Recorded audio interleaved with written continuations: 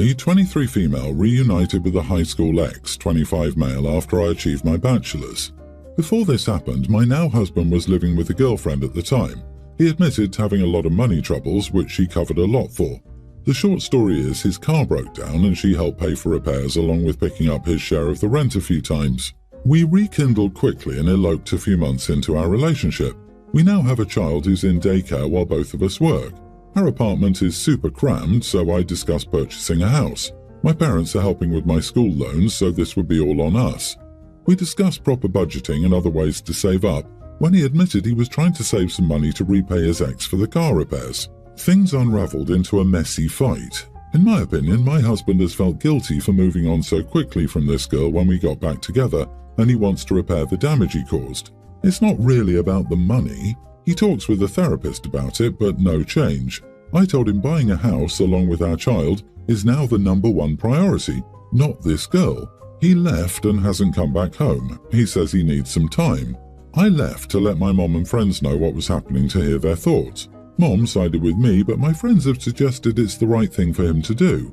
The girl is fine, so I guess I don't get the point of paying her back almost 2 years later. Am I the idiot for not wanting my husband to pay his ex back thousands of dollars, but he's trying to do this to resolve some guilt? Edit. Let's say that's how their breakup happened. Does that actually impact the situation? Maybe they just broke up. Maybe he cheated. Either way, he and I are now married and have a kid and need to consider money. Yes, he has a moral obligation, but he also has an obligation towards us.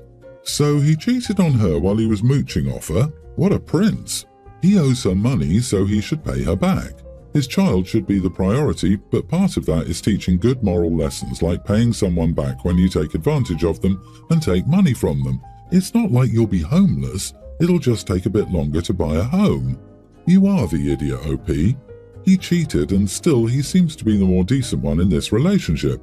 His going to a therapist suggests that he may be going through something. The fact that the therapist told him to pay his debts back to her could mean he feels guilty about something between the two. Also, if they rekindled after OP completed her bachelor's, things move really fast. She's 23 now, likely graduated at 21 at the earliest, assuming a 3-year degree, and they've had time to rekindle, elope and produce a child. Man, he did the poor girl dirty. I'm assuming the elopement was a shotgun wedding due to an unplanned pregnancy, and that the pregnancy was the cause of the breakup from the ex-girlfriend. This is probably why the husband is in therapy for the breakup. Even if there wasn't active sneaking around behind her back, one minute he was struggling financially and his girlfriend was picking up his slack to the tune of thousands for his car repairs and rent, which in itself implies she felt their relationship was stable and committed, and the next minute he dumped her to rekindle with OP. Talk about whiplash for that poor woman. Wahaha, this guy cheated on the girl who was financially supporting him with OP, and now OP thinks he shouldn't pay her back. Oh, I'm sorry, he should pay her back when they're stable. Considering the amazing life choices you two make, I'm sure that financial stability will be coming very soon. You are the idiot. She lent him thousands of dollars. She could, and should, sue the crap out of him. I adopted my niece, 19, when she was 9 because both her parents were deadbeat idiots. I gave her the best life that I could. She always had everything she wanted and more. I gave her the master bedroom in our home, and I bought her the most beautiful jewelry and brand clothes. I got her a good car as soon as she got her license, and currently I'm paying for her college so she can be debt-free. These are just a few examples. There are many more. I'm also a single dad to a teen daughter. My niece is always extremely jealous of my daughter, and while my daughter looks up to her and loves her, my niece always just ignores her, which hurts my little girl. A few days ago, when my daughter was in school, she got a bad stomachache and called me. Unfortunately, my phone had died, so I didn't receive her call. She then called my niece, who told her that she didn't care and wouldn't pick her up from school. When I found out what happened, I was furious. I asked my niece why on earth would she do this. She told me that once when she was in school and got her period, she has very bad and painful periods, she called me to pick her up from school, and I told her it was no big deal and she should just deal with it because I can't pick her up. She said if she could deal with it, then so can my daughter. I got mad and yelled at her that this was different. I couldn't pick her up at the time, but now she could do it and decided not to. She screamed at me and called me an idiot, saying, "You always have an excuse." I'm seriously considering not paying for her college anymore because of her behaviour." "You are the idiot. If you adopted her, she's your daughter now, not your niece. You dismissed her pain when she was younger, and it would have been wonderful if she'd been a better person than you and picked your daughter up. But she didn't, because you taught her to be dismissive. That she did something you didn't like led to you wanting to stop paying for college is a massive overreaction. No wonder she takes issue with you if this is how you parent. And finally, let's not bury the fact that your phone was dead. The only reason your daughter had to call your adoptive daughter is because her parent and legal guardian was irresponsible and not available for her. Suffer? It's a stomachache, not a broken arm or fainting spell. She might be more comfortable at home, but the school nurse will be able to treat her, lie down with a bucket, and manage her pain, water and maybe Pepto just as effectively. Do you seriously think cutting off her tuition is a reasonable punishment for not picking up your daughter over a stomachache? Wow, you are such an idiot. You don't want to pay for her any longer and are looking for any reason to cut her off. Yeah, good point. Will you cut your daughter off from her college fund if she does something hurtful to your niece? No wonder your niece is jealous of your daughter. You may be providing financial support for her, but emotional support? Doesn't sound like it. She lost her parents, and all you did was step up financially if she behaves. She's not your daughter's mother. You are the parent. This poor niece doesn't have her parents, and now the one adult she does have is threatening something as major as not paying for college because she didn't pick up your kid when she had a stomachache. I was expecting your daughter to have died or something equally dramatic for the level of punishment. My 27 female stepkids go to a boarding school 10 miles from our home that allows for both day students and students who board there. My husband, this is before he met me, switched them from day students to boarding there 2 years ago when his late wife was dying from cancer. He's a doctor, so it was a cruel mockery of all he was to have to watch his wife spend the last year of her life in excruciating pain. When the last months came, my husband had all but emotionally wasted away, and school administration helped transition my stepkids, male teen and female tween, from being day students to boarding school students. They were furious at him for having done that at first, and when my husband and I started dating, sometimes he'd put the phone on speaker, and I'd still hear the bitterness from both kids about being away from home. But then time passed and the complaints mercifully stopped. I understand I have to earn their trust and respect, and I'm willing to wait as long as I need to get that. However, I've seen texts to their dad where they've said it's hard to respect me, and I can't help but think their living situation is to blame. If they're away from home and calling the other boarding students quasi-siblings, and their dorm parent a beloved aunt and therapist roll into one, they have no incentive to not emotionally detach from their family at home. I recently found out I'm pregnant. However, now that we're married with a child on the way, my husband has said he'll defer to me regarding family matters. I was raised in a Catholic family where frugality is important. My mom always said, just because an expense wouldn't make a dent in your bank account doesn't mean you should spend that money if it's unnecessary. My husband does have money. He's owned pain clinics for years and recently opened up a medical spa. However, just because we have the money doesn't mean we should pay for boarding school. My husband has finished grieving and wants to look towards the future as a united family. So I said that my stepkids should move back in with us. The boarding school thing was supposed to be temporary. We would save a whole lot of money, and in my experience, the bonding I did with my siblings came from helping care for them. I told my husband this and he agreed. We spoke with the school administration to figure out what we needed to do. My stepkids were furious, saying they'd found a safe place with their classmates and this was not our decision. My husband told them he agreed and it was time to come home. They accused him of abandoning them and then changing his mind when they finally felt their boarding school was home to them. Then they turned on me and snapped that I was overstepping my boundaries. My husband interjected and said to apologize for their disrespect, and I had a right to input about our family. Am I the idiot? This isn't just about money. This is about family and wanting them to bond with their new sibling. You are the idiot. Your stepkids have been disregarded every step of the way. They're hurt and feel betrayed and deserted, and now you're heaping it on by once again ignoring their wishes and wants. You want to uproot their entire lives just because you find frugality important. In other words, you put adhering to an arbitrary value above the well-being of the kids. You want the kids to bond with and help care for their new step-sibling. Seems to me you only want cheap babysitters and maybe some playthings for your own kid. You're an idiot, and your husband is too, for deserting his kids and not opposing this stupid idea. It's weird how OP didn't care about frugality until she got pregnant. She didn't care about frugality until she thought about daycare costs and wanting free in-home help.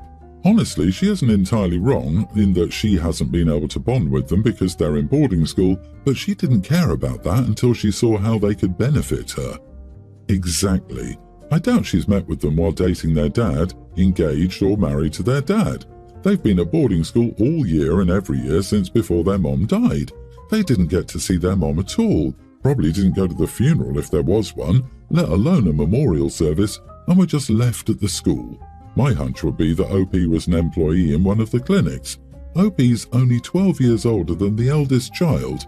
It's telling that she didn't state her husband's age as well. Well, their scumbag father is an opioid dealer. Sorry, pain management doctor, so of course he's rolling in money.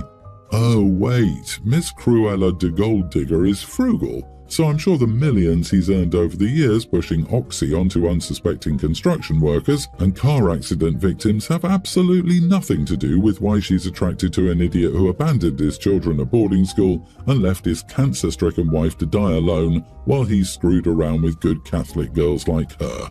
You are the idiot, OP. You're a real piece of work. Those kids both are going to hate you even more. My stepdaughter, 20, is pregnant and due in January. My husband and I originally said we would buy the pushchair for her when she was a bit further along, as she's high risk and has had several losses, and we didn't want it to linger as a reminder if the pregnancy failed. She picked the pushchair she wanted, and we said we would order it for her this month. A couple of weeks ago I mentioned the pram to her, and she asked if her nan had spoken to us about it. I said no and asked what she meant. She then said she'd been shopping with her nan and had found another pram she wanted. This pram was almost precisely the same but was £500 more than the one she told us she wanted from us. I told her that we couldn't afford to spend that much on a pram, and she said that her nan and granddad were putting £100 and the nan on her father's side was putting £100 towards it, and she wanted us to pay the rest. I spoke to my husband following this conversation with her, and he said we couldn't afford it and said he thought we were buying it outright and not just contributing. We have now told her that we're not buying the pram for her, as we can't afford the amount she wants us to pay, and that the original plan was for us to buy the one she originally chose outright and not just contribute to it. Even with £200 towards it, we still can't afford it. She's now called us unreasonable and said we aren't being fair. Am I the idiot? Edit, for those who don't know the British pushchair and pram, they mean a stroller. The reason we won't give her the money towards it and we're going to buy it outright ourselves on our card is because she has a habit of spending money she's given on things not related to what she asks for or needs. She's previously been given money for food when she didn't have any and spent it on cigarettes and alcohol. Not the idiot. If you can't afford it, you can't afford it. Frankly, if she's 20 and isn't on solid financial ground in the first place, then an expensive pram probably shouldn't be a purchase at all. Give her the amount you plan to spend on the original pram, then she can decide how to combine that with the other contributions to choose something. She's 20 and has had several losses. Accidents happen, but multiple accidents by 20? Dang. The birds and the bees and that money don't grow on trees. You'll have bills to pay and a mouth to feed, and there's nothing in this world for free. Yeah, what the heck? If she's 20 and on shaky financial ground, she should not be trying for a baby. What the heck is wrong with people? I feel bad for your grandchild. No amount of assistance will save them from an incompetent mother. Yeah, she found another one that's 500 more. I had a very good quality one that lasted several kids and it was only 200 total. This woman is off her rocker. I agree with the others who suggest giving your stepdaughter the amount of money you were willing and able to pay for the original pram or purchase another needed baby item that costs about the same amount. I'm sorry that your stepdaughter seems like a very entitled brat, because that doesn't bode well for her entry into motherhood.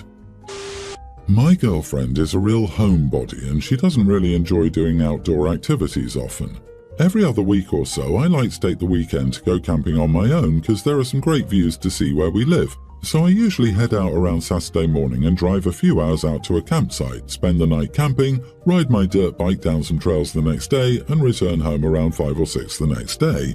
So this weekend I was packing my bags to head out for Saturday, and my girlfriend asked me, "What do you even do out there?" I told her what I do, and she said, "That can't be all you do, that seems so boring. Don't you go to a restaurant or something?" I told her, "Nah, that's all I really do when I head out," and she didn't believe me, so she wanted to tag along with me on this weekend's trip. I told her that I didn't want her to come with me since I knew she wouldn't enjoy herself and be miserable, and also because I liked it because it lets me disconnect, and bringing people along with me kind of defeats the purpose. She got sad since she assumed that I was only doing it so I could spend time away from her, which isn't true, and she refuses to believe me now. You are the idiot. You go regularly. What's the harm in bringing her for one trip? If she doesn't like it, she'll leave you to it. If she does, well, you've just unlocked a cool new hobby for your partner, which you can share. You can still take alone trips if that's important to you, by agreeing when and where. But deciding for your girlfriend that she won't like it and stopping her from joining you is a bit of an idiot move. Let her figure that out for herself. Yeah, exactly. Like, at least try it out once with her if she's asking to come. Also, I wouldn't be surprised if the girlfriend thinks OP is cheating on her. He goes away every other weekend alone, and then when she asks to come, he comes up with a bunch of flimsy excuses as to why she can't. That would be triggering alarm bells for me. This, OP. Bring her. Let her see for herself. Make sure she has warm stuff to be comfortable and good shoes and things, a book she's been wanting to read, a crochet project, whatever, to occupy her time. It might be good to introduce her to the quiet and see what she thinks of it. So, no idiots here, but I think you could have tried a little harder to explain it.